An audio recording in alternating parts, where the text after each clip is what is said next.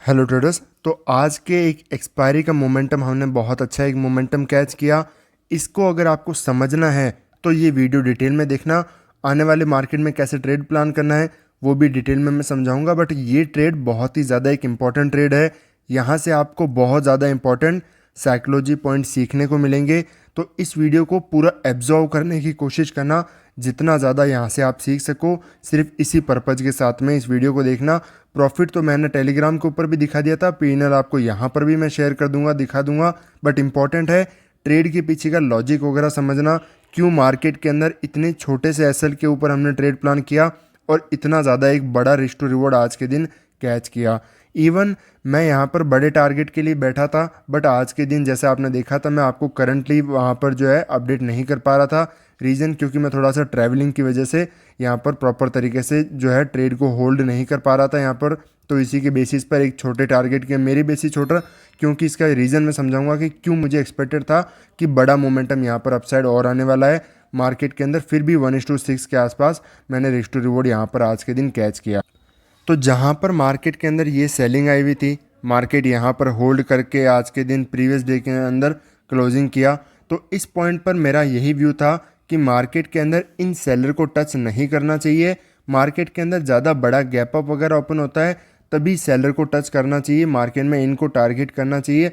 Otherwise हमें इन्हीं buyer के, क्योंकि इनके पास ज़्यादा पैसा है नहीं, मार्केट में ज़्यादा प्रॉफिट इनके पास है नहीं, तो हमें इनको टारगेट करना चाहिए। मार्केट ने क्या किया, ओपन हुआ, रेड कैंडल बनाया। अब ऐसी कंडीशन के अंदर मुझे क्लियर था कि मार्केट यहाँ पर अगर ब्रेकआउट कर देगा तो फिर मार्केट वापस, जैसे मैंने कल की अगर वीडियो आपने एक्सपायरी की वीडियो देखी थी तो मैंने क्लियरली आपको समझाया था, एक पॉइंट मैंने वहाँ पर क्लियर कहा था, कुछ भी हो जाए अगर मार्केट किसी भी इस एरिया के अंदर ओपन होने के बाद में यहाँ पर इस लेवल को टच कर देता है तो मार्केट किसी भी कंडीशन में नीचे नहीं आएगा। ये चीज़ मैंने कही थी। उसी पॉइंट के बेसिस पर मैंने ट्रेड प्लान किया। यहाँ पर मार्केट नीचे आया, लोग यहाँ पर सेलिंग करते रहे और हमने मार्केट में उन्हीं के एसएल को टारगेट किया। क्यों? क्योंकि मार्केट में जैसे ये ब्रेकआउट हुआ, यहाँ पर कुछ जो है बायर वगैरह ऐड हुए होंगे, क्योंकि अच्छी खासी कैंडलस्टिक है, फास्ट मोमेंटम आया, यहाँ पर ब्रेकआउट हुआ। बट यहाँ पर हम सेल क्यों नहीं कर सकते, ये चीज़ समझो। यहाँ पर अगर हम सेल करेंगे तो मार्केट के अंदर जो बायर बैठा है एक्चुअली के अंदर इस पॉइंट पर है और उसके एसएल जो हैं बहुत ज़्यादा दूर हैं, क्योंकि मार्केट लोअर रेंज से हाई की तरफ आ चुका है। इतनी दूर जाने के बाद में यहाँ से अब मार्केट में वापस रिवर्सल आकर के नहीं आ सकता। मार्केट कंटिन्यूशन में आता तभी इनके एसएल वगैरह टारगेट हो पाते, वो भी बहुत मुश्किल से, क्योंकि यहाँ पर ब्रेकडाउन वगैरह दिखना शुरू हो जाते। तो मैं बस यही देख रहा था मॉर्निंग प्राइस के अंदर कि कंटिन्यूशन में भी मार्केट नहीं जा सकता, मार्केट यहाँ पर ट्रैप करके आ सकता है, ये एक पॉसिबिलिटी है। बट मार्केट ने वैसा भी नहीं किया, डायरेक्ट मार्केट गया रेजिस्टेंस के पास में। तो मार्केट में हमारी साइकोलॉजी फिक्स हो गई।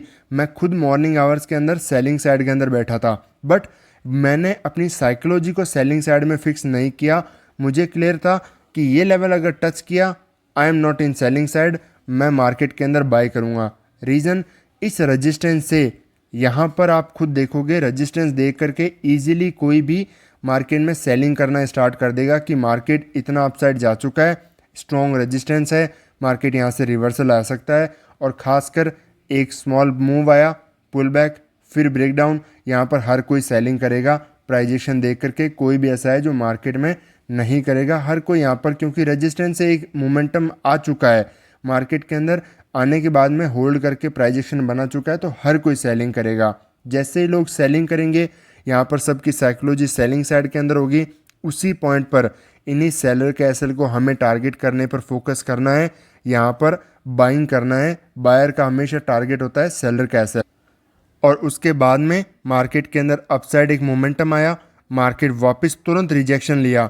ये जैसे ही कैंडलस्टिक बनी, इस कैंडल को देखते हुए मुझे तुरंत कॉन्फिडेंस आ गया था कि मार्केट आज के दिन बड़ा टारगेट देने वाला है। रीज़न देखो, एक एक पॉइंट आप यहाँ पर नोट करते जाओ, जो भी चीज़ें आपको खुद को लग रही है कि मेरी ट्रेडिंग के अंदर मुझे ये चीज़ इंप्रूव करनी है, यहाँ से मुझे ये चीज़ सीखने को मिल रही है, हर एक पॉइंट आप नोट डाउन करते रहो। यहाँ पर ये कैंडलस्टिक जैसे ही बनी, रेजिस्टेंस पर बनी, मार्केट को अगर नीचे आना होता, यहाँ पर सबको मार्केट दिखा रहा है क्या, डबल टॉप बन रहा है, मार्केट में रिवर्सल आएगा। यहाँ से लोगों ने सेलिंग करना स्टार्ट किया, उसी तरीके से मार्केट तुरंत यहाँ पर होल्ड किया, नीचे आया, स्ट्रॉन्ग रेड कैंडल बनाई, सब ने यहाँ पर किया सेलिंग। तुरंत मार्केट ने उसी के बाद में सबके स्टॉप लॉस खाना शुरू किए, ब्रेकआउट वगैरह आए। ये जो यहाँ पर एसएल है और अपसाइड की तरफ स्ट्रॉन्ग मोमेंटम आते हुए बड़ा मोमेंटम किया। अब मुझे क्यों एक चीज़ की क्लैरिटी थी कि आज के दिन मार्केट रुकेगा नहीं, मोमेंटम बड़ा आएगा, वो चीज़ आप समझो अगली एक्सपायरी के दिनों में आपके लिए काम के लिए हो सकती है ये चीज़। मार्केट कहाँ पर खड़ा है, ये पॉइंट और ये पॉइंट, ये जो हमारा लेवल है मिड के अंदर मार्केट ओपन हुआ है। अब ऐसी कंडीशन के अंदर क्या होगा, एक्सपायरी है, ठीक है, एक्सपायरी की वजह से यहाँ पर कॉल राइटर और पुट राइटर दोनों यहाँ पर मार्केट के अंदर आ जाएंगे, जो स्ट्रैडल वगैरह कहते हैं, ठीक है, स्ट्रैडल स्ट्रैंगल जो भी कहते हैं इसको। मैंने कभी ऑप्शन सेलिंग वगैरह की जो स्ट्रैटेजी वगैरह कभी उनको फॉलो नहीं किया। मैंने हमेशा, क्योंकि ज़्यादातर कहते हैं कि सर आप ऑप्शन सेलिंग करते हो, नहीं, मैं मोमेंटम कैच करता हूँ। ऑप्शन सेलर ज़्यादातर जैसे कॉल पुट शॉर्ट करके बैठ जाएगा मार्केट के अंदर, सोचेगा कि रेंज बाउंड रहेगा तो मैं मार्केट में पैसा कमाऊंगा, ये चीज़ें मैं कभी नहीं करता। मुझे मोमेंटम पसंद है। तो मार्केट मिड में ओपन हुआ, मुझे एक चीज़ तुरंत क्लियरिटी होगी कि मार्केट साइडवेज आज के दिन नहीं होगा किसी भी कंडीशन में। क्यों?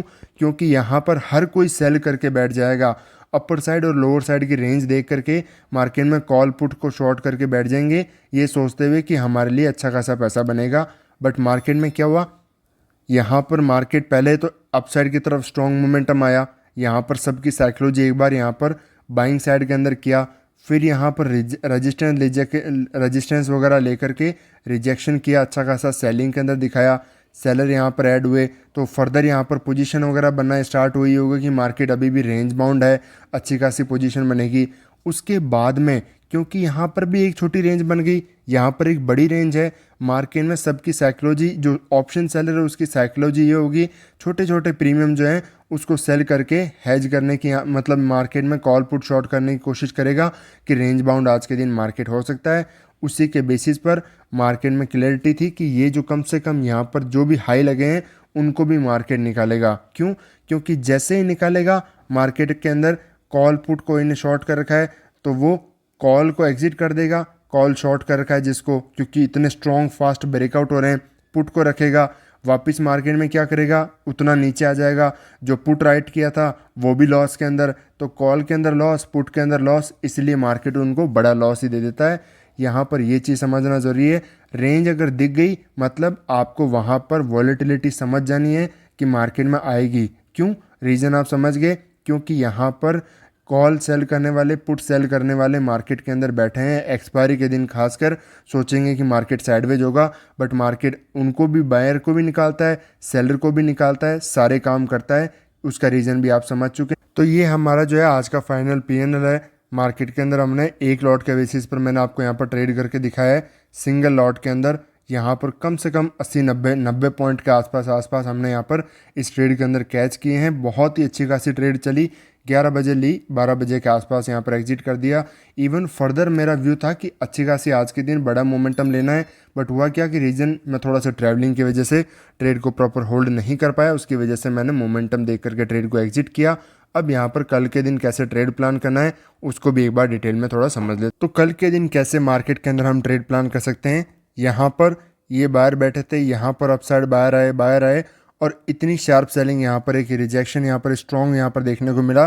तो ऐसे के अंदर ये बायर तो अपना प्रॉफिट वगैरह बुक कर चुके हैं मार्केट के अंदर, ये जो है मार्केट में भी अपने ट्रेड वगैरह एग्जिट कर चुके हैं। डाउन साइड आपको ज़्यादा बायर यहाँ के एसएल वगैरह आपको देखने को नहीं मिलेंगे। मार्केट के अंदर इतनी शार्प सेलिंग हुई है तो सेलर के एसएल यहाँ पर ज़रूर आपको देखने को मिलेंगे। बट अगर मार्केट गैप डाउन वगैरह ओपन हो जाता है तो ऐसी कंडीशन में सेलर को टारगेट नहीं किया जा सकता, इसलिए इसके फेवर में ही ट्रेड हम प्लान करने का सोचेंगे। सेलिंग साइड का सेटअप वगैरह आइडेंटिफाई करेंगे।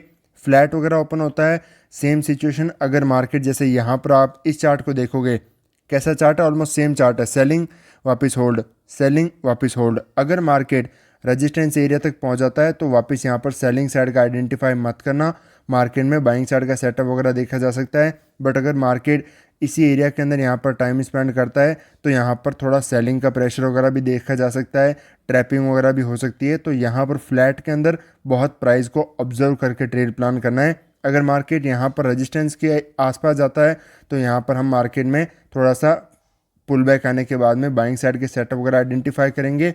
वापस अगर मार्केट गैप अप ओपन हो जाता है तो और यहाँ पर तुरंत रिजेक्शन ले लेता है तो हम यहाँ पर डाउन साइड की तरफ सेलिंग साइड की ट्रेड वगैरह प्लान करेंगे। इन जो यहाँ पर मार्केट के अंदर पुल बैक में यहाँ पर कोई बायर वगैरह बैठे हैं उनके एसएल को यहाँ पर हम मार्केट के अंदर टारगेट करने वाले हैं। बैंक निफ्टी के अंदर अगर मार्केट को 56,000 को ब्रेक करके अगर अपसाइड की तरफ सस्टेन मोमेंटम चाहिए, सिर्फ एक चीज़ यहाँ पर होना ज़रूरी है, वो है बड़ा गैप अप। इस लेवल के ऊपर डायरेक्ट बड़ा गैप अप ही सस्टेन कर सकता है। यहाँ पर फ्लैट गैप डाउन ओपन होकर के मार्केट ब्रेक करेगा, सस्टेन ही नहीं कर पाएगा, वापस मार्केट में रिवर्सल देखने को मिल जाएंगे क्योंकि 56,000 का ब्रेकआउट होगा, यहाँ पर बायर आ जाएंगे और इस तरीके से मार्केट अपसाइड जाना नहीं चाहेगा क्योंकि इसी लेवल से प्रीवियस चार्ट देखोगे बार बार रिजेक्शन आ रहा है। यहाँ पर हर बार इन्हीं एरिया से बार बार सेलिंग आ रही है क्योंकि 56,000 को मार्केट बार बार ब्रेक करके अपसाइड जाने में जो है कैपेबल नहीं। तो यहाँ पर हमें मार्केट के अंदर क्या करना है, सिंपल, यहाँ पर फ्लैट मार्केट ओपन होता है, सेलिंग साइड के ही सेटअप को आइडेंटिफाई करने का फोकस करेंगे। इन बायर के एसएल को टारगेट करने का एक बार सेलिंग का मोमेंटम देखने को मिल सकता है। फर्दर अगर मार्केट गैप डाउन वगैरह ओपन होता है, यहाँ पर अगेन वापस सेलिंग साइड का ही सेटअप का आइडेंटिफाई करेंगे। सेलर वगैरह अच्छे खासे आए हुए हैं, 56,000 से हैं तो कम से कम ये एसएल इनके ऊपर ही मिलने वाले हैं, उससे पहले कोई एसएल नहीं देगा मार्केट में। तो सेलिंग साइड के सेटअप को आइडेंटिफाई करेंगे। मार्केट अगर गैप अप ओपन हो जाता है, वापस यहाँ से रिजेक्शन ले लेता है, तब भी हम सेलिंग साइड का ही आइडेंटिफाई करेंगे क्योंकि इस तरीके से मार्केट वापस अपसाइड जा नहीं पाएगा। ब्रेकआउट वगैरह करके बायर यहाँ पर आ जाएंगे, मार्केट में सेलिंग साइड का सेटअप आइडेंटिफाई करते इनको हम टारगेट करेंगे। बाय करने के लिए सिर्फ एक सिचुएशन चाहिए, वो है इस लेवल के ऊपर बड़ा गैप अप, तभी मार्केट बाइंग में सस्टेन करेगा और मार्केट में अपसाइड का मोमेंटम आ सकता है। तो इसी तरीके से सीखते रहिए, मिलता हूं आपसे नेक्स्ट वीडियो में।